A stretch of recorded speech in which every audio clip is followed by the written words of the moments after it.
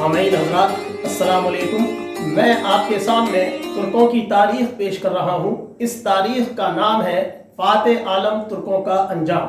دنیا کی تاریخ بتاتی ہے کہ ہمیشہ نبیوں کی سچی تعلیم سے باطل ٹکرایا ہے اور گمراہ انسان ایک خدا کی جگہ سینکڑوں خداؤں کی پوجا کرتا رہا ہے۔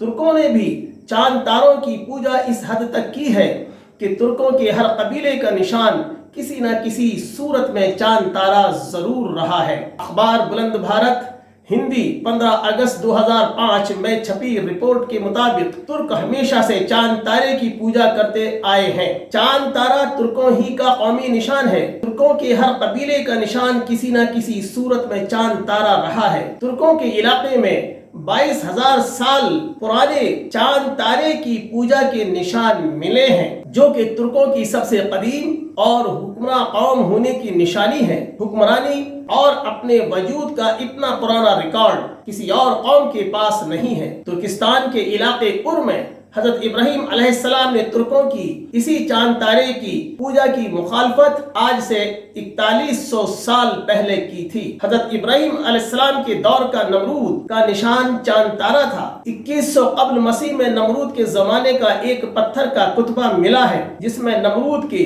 نشان چاند تارے کو اس کے سر پر دکھایا گیا ہے۔ نمرود نمو ایک سومیرین بادشاہ تھا۔ سومیرین بادشاہوں کے یہاں دیوداسی کی رسم تھی۔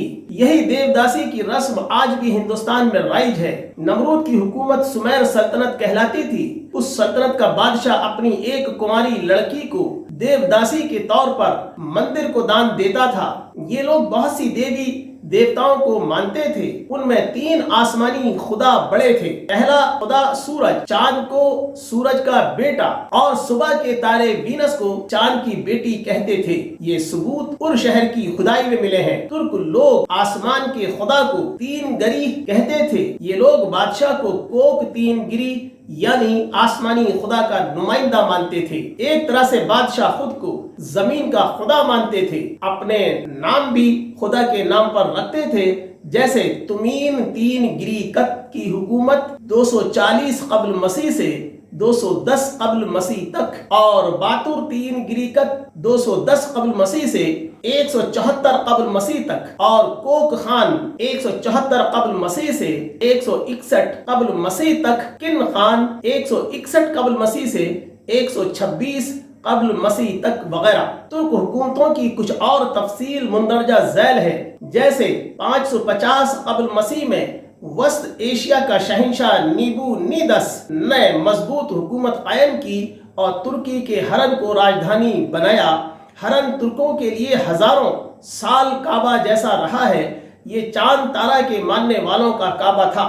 ان کے جھنڈے پر پہلے ہفتے کے چاند کا نشان تھا۔ سن 420 سے سن 552 میں ہن راج قائم ہوا۔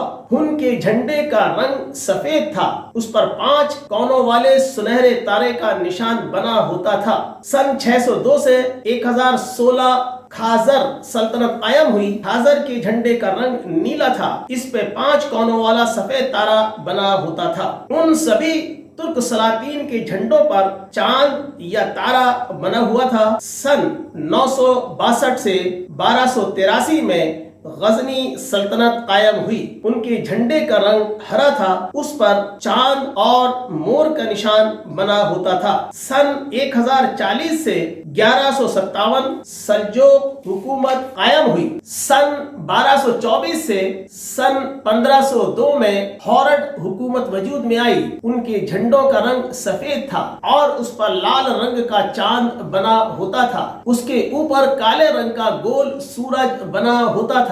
سن 1299 سے 1922 تک عثمانی ترکوں کا لال رنگ کا جھنڈا، جس پر 8 کونوں کا تارا بنا ہوتا تھا، تمام دنیا کو محو حیرت کیے رہا۔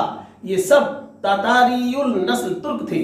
الغرض نوح علیہ السلام کے پوتے ترک میں خاص بات یہ ہے کہ دنیا دوبارہ قائم ہونے سے لے کر آج تک ترک کا نام باقی ہے، ترک نام سے ان کی نسل باقی ہے، ترکی ملک باقی ہے۔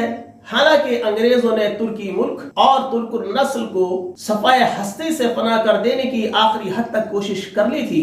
تاریخ مصطفیٰ کمال پاشا، رسالہ محشر خیال دہلی۔